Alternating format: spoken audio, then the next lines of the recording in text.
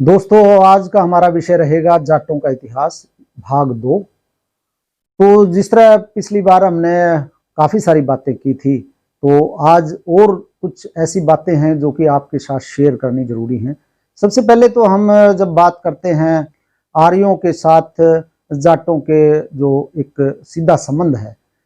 अब महर्षि दयानंद यूनिवर्सिटी रोहतक के संस्कृत के विभागाध्यक्ष से एक बार मेरी बात हुई थी, तो उन्होंने कहा था कि जब मैं हरियाणा के लोगों को ये देखता हूँ, उनको बोलते हुए सुनता हूँ कि जाऊं तो मैं भी गा। जाऊं मतलब जाऊं क्रिया, क्रिया है वो सबसे पहले आ गई, जबकि होना ये चाहिए मैं भी जाऊंगा। जो होनी चाहिए का मतलब जो हम आजकल बोलते हैं, मैं का मतलब कर्ता, कर्ता के साथ क्रिया जुड़ी होती है, मैं भी जाऊंगा। लेकिन उन्होंने बताया कि वेदों में जो संस्कृत थी, वैदिक संस्कृत, वो अलग थी। आजकल जो संस्कृत हम पढ़ते हैं और जो सुनते हैं वो अलग है, भिन्न है उससे, वैदिक संस्कृत से। जो वैदिक संस्कृत थी उसमें इसी तरह क्रिया पहले आती थी, क्रिया तोड़कर ही वाक्य बनता था, जैसे जाऊं तो मैं भी गा। तो ये चीज सिद्ध करती है कि कहीं न कहीं जो वैदिक आर्य थे उनसे हमारा सीधा रिश्ता है। इसके अलावा और भी बहुत से शब्द हैं, जिस तरह नास, हम बचपन में भी जैसे अब भी गाँव में ऐसे बोलते होंगे, नाक को नास ही बोलते हैं, जबकि आप वेदों में देखोगे उनमें भी नास बोलते हैं। जिस तरह संस्कृत में पढ़ते हैं नासिका, वो उससे नास से ही बनी। तो इस तरह के शब्द और भी बहुत से शब्द हैं जो उस वक्त भी प्रचलित थे, आज भी प्रचलित हैं। जिस तरह खीर उनका सबसे प्रिय भोजन होता था आर्यों का, वैदिक आर्यों का, तो आजकल भी खीर उतना ही अच्छा भोजन माना जाता है खीर का।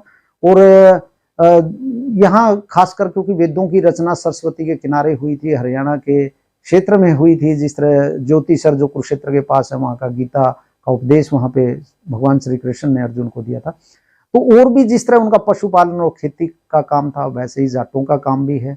और जो दूध, घी, दही, मलाई और जिस तरह कढ़ोनी बिलोनी, जिस तरह वो दूध को गर्म करके काढ़ के जिस तरह का इस्तेमाल करते हैं, तो उनके भी आप प्राचीन जो उनके बर्तन मिलते हैं, पीज पेंटेड ग्रेवेयर जिनको पीजीडब्ल्यू बोलते हैं, तो वो भी उसी तरह के बर्तन होते हैं। तो इस बात से इन बातों को हम देखें तो डायरेक्ट डिसेंडेंट्स हम जाटों को वैदिक आर्यों का कह सकते हैं। अच्छा, जो वैदिक आर्य थे वो लंबे, गोरे और पतले होते थे। हमारे समाज में भी ऐसे बच्चों की, ऐसे बेटे की, ऐसे पुत्र की कामना की जाती है कि जो लंबा हो, गोरा हो और पतला, बिल्कुल एकदम फिट हो, तो ऐसे आदर्श माना जाता है। इसी तरह वहां तब ज्ञान की परंपरा थी, ज्ञान हासिल करना होता था। जो ज्ञान जिनके पास होता था वही जो है वो श्रेष्ठ उसमें माने जाते थे। आर्य का मतलब ही है श्रेष्ठ। तो अब भी हमारे समाज में भी हम देखते हैं कि जो अच्छा ज्ञान हासिल करने वाला है, अच्छा पढ़ने वाला बच्चा है, उसका अभी भी उतना ही मान सम्मान है। उसका चाहे वो किसी जाति का हो, किसी भी धर्म का हो, किसी का भी हो, तो अब भी उसका सम्मान होता है। तो ये परंपरा वहां से चली आ रही है। तो डायरेक्ट डिसेंडेंट्स जो हम कह सकते हैं कि जाट उनके हैं। इसके अलावा एक बार रोहतक के जाटों ने महर्षि दयानंद जी को कहा कि आप रोहतक के क्षेत्र में प्रचार करने आइए, हरियाणा में जो रोहतक है। तो महर्षि दयानंद ने कहा कि जाट तो जन्मजात ही आर्य होते हैं, वहां प्रचार करने की कोई आवश्यकता ही नहीं है, क्योंकि वो ज्यादा आडंबर में विश्वास करते नहीं है। कर्म करना और जो है एक साधारण और सरल जिंदगी जीना, कोई किसी तरह का कोई धोखेबाजी नहीं, कोई भ्रष्टाचार नहीं, कोई किसी और का कोई ठगी नहीं, कुछ और नहीं। तो इस तरह हम देख सकते हैं, कह सकते हैं कि वो डायरेक्ट डिसेंडेंट्स हम कह सकते हैं कि जाटों को, वैदिक आर्यों के वो हैं। दूसरा जो है, अगर हम आगे बढ़ते हैं तो 1699 में जब गुरु गोविंद सिंह जी ने खालसा पंथ की स्थापना की थी आनंदपुर साहब में बैसाखी के दिन, तो भाई धर्म सिंह जाट थे, वो हस्तिनापुर के। हस्तिनापुर आप देखिए कि पांडवों की राजधानी थी। अर्जुन का जो पोता था वो वहाँ पे उनके पांडवों के बाद उसने वहाँ पे शासन किया और आगे भी बहुत हजारों साल तक वो शासन करते रहे। तो उसी हस्तिनापुर से आप देखिए कि शीश देने के लिए पंज प्यारों में भाई धर्म सिंह वहाँ पे जो है आगे खड़े हुए, जब गुरु गोविंद सिंह जी उनकी परीक्षा ले रहे थे कि कौन कौन इस धर्म के लिए, इस देश के लिए, इस कौम के लिए अपना शीश दे सकता है।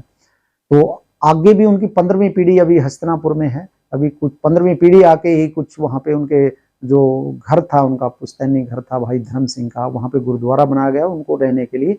दूसरा घर दिया गया है। तो अभी तक वो जाट ही थे, अब वो उनको सिख परंपरा में लिया गया है ताकि वो एक परंपरा चलती रहे पंज प्यारों की। तो उसके बाद हम बंदा सिंह बहादुर के उसमें समय में आते हैं। अब बंदा सिंह बहादुर ने 1708 में जो है गुरु गोविंद सिंह जी ने उनको भेजा, जो सिंध का सरहिंद का जो वजीर खान जो था, सूबेदार था, जिसने गुरु गोविंद सिंह के छोटे पुत्रों को दीवार में चिनवा दिया था धर्म परिवर्तन ना करने के कारण, तो उसका बदला लेने के लिए उन्होंने भेजा था। तो अब उस परंपरा को हम देखें तो भाई जो बंदा सिंह बहादुर थे, हालांकि भाई का अलग से उनका ऐसा ज्यादा नहीं लगता है, बंदा सिंह बहादुर ही लगता है। बंदा सिंह बैरागी, डॉक्टर रविंद्र मलिक जो कि हरियाणा सरकार के पूर्व अधिकारी हैं, उन्होंने बताया कि वो बंदा सिंह बैरागी जैसे कहते थे। तो ये बैरागी शब्द जो है ये भी उन्होंने बताया कि जो है जाटों से ही बने थे। जिस तरह बिश्नोई जो जाट थे वो गुरु जम्भेश्वर की शिक्षाएं हासिल करने के बाद वो बिश्नोई बन गए थे, तो ये भी जो बैरागी थे, जिसमें हम शास्त्रों में वैराग्य शब्द है, जिन्होंने वैराग्य ले लिया है, जिन्होंने बैराग ले लिया है, तो वो बैरागी कहलाए। तो जाटों से ही वो निकले थे। तो बाबा बंदा सिंह बहादुर उन्होंने जैसा बताया कि वो जाट ही थे, तभी उन्होंने जाटों के इस बात से सिद्ध होता है कि सीधे पंजाब में ना जाके उन्होंने जाटों के गांव में ही अपना हेडक्वार्टर बनाया, वहीं पे भर्ती शुरू की, क्योंकि कहीं न कहीं उनको अपनापन था एक जगह का, जबकि उनको पंजाब में तब तक कोई नहीं जानता था, ना वो किसी को जानते थे, जबकि वहां वो सीधे गए। तो वहां पे उन्होंने रह के उनका काफी जो है वहां पे समर्थन हासिल किया और बहुत कुर्बानियां उन जाटों ने वहां पे बाबा बंदा सिंह बहादुर की सेना में शामिल होकर दी, मुगलों को कई बार परास्त किया। और बाद में उन्होंने अपना जो राजधानी है वो भी सढौरा के पास, जो आजकल अम्बाला यमुनानगर के बीच में पड़ता है, लोहगढ़, वहीं पे अपनी राजधानी बनाई थी।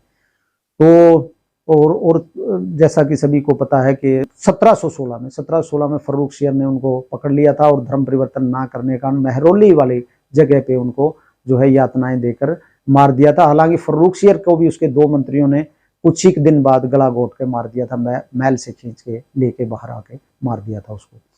तो उसके बाद जो हम आगे बात करेंगे, 1857 की लड़ाई में बल्लभगढ़ के राजा नाहर सिंह, जो कि 35 साल के ही थे, उन्होंने अंग्रेजों के वहां पे बिल्कुल छक्के छुड़ा दिए थे। और जो विद्रोह हुआ था 1857 का, उसमें बहुत बड़ी उनकी भूमिका थी। अंग्रेजों को बिल्कुल उन्होंने सफाया कर दिया था। बाद में जब वो विद्रोह जब परास्त हो गए विद्रोही और विद्रोह को अंग्रेजों ने कुचल दिया, तो 9 जनवरी 1858 को राजा नाहर सिंह को दिल्ली के चांदनी चौक में फांसी दी गई थी। और राजा नाहर सिंह का विवाह कपूरथला के जाट सिख राजा की पुत्री के साथ हुआ था। तो ये जो संबंध है, अब जैसे काफी अलग अलग लगता है हरियाणा पंजाब का, तो एक्चुअल में ऐसा नहीं है। इतिहास में इस तरह की बातें देखने को नहीं मिलती हैं। और जो है राजा नाहर सिंह के बाद अगर हम बाद में बात करें तो पंज प्यारों की तो बात होगी। तो जो पाकिस्तान के पहले प्रधानमंत्री थे लियाकत अली खान, वो भी जाट थे। करनाल के पास के मांड्याण उनका गांव था, मांड्याण गोत्र था उनका, और गांव भी वहीं पास में था करनाल के। तो वो पहले उनके जो पूर्वज थे वो जमींदार थे, और वो उन्होंने जजिया और जो दूसरे टैक्स, काफी टैक्स देने पड़ते थे जमींदारों को, उनसे बचने के लिए उन्होंने मुस्लिम धर्म ग्रहण कर लिया था उनके पूर्वजों ने। बाद में वो पाकिस्तान चले गए थे, प्रथम प्रधानमंत्री बने। और जिन्ना जो पहले टीबी के मरीज थे, उनको उन्होंने काफी जो है उनकी उपेक्षा, उनकी लापरवाही से वो जिन्ना की मौत हो गई। जिन्ना कहता था कि लियाकत अली खान जो है मुझे ये देखने के लिए आता है कि बूढ़ा मरेगा कब। तो बाद में खुद लियाकत अली खान की भी किसी ने हत्या कर दी थी। तो दोस्तों, जाट ना केवल स्वतंत्र प्रकृति के हैं, बल्कि वीर हैं, सच्चे हैं। इस देश की ना केवल रक्षा की है, हिंदू धर्म की भी रक्षा की है। तो इस देश की सुरक्षा के लिए, हिंदू धर्म की सुरक्षा के लिए जाटों ने बहुत बड़ा योगदान दिया है। इसलिए अपने आप को जाट समझना एक गौरव की बात समझनी चाहिए, क्योंकि ऐसी महान विरासत जिनकी है, इतना कुछ जिन्होंने योगदान दिया इस देश के लिए, इस धर्म के लिए, तो अपने आप को गर्व महसूस करना चाहिए कि मैं ऐसे योद्धाओं के, ऐसे रणबांकुरों की औलाद हूँ, उनकी संतान हूँ और इस संसार में अपना एक बहुत शानदार योगदान देना चाहिए, जैसा कि हमारे पूर्वजों ने दिया था। धन्यवाद।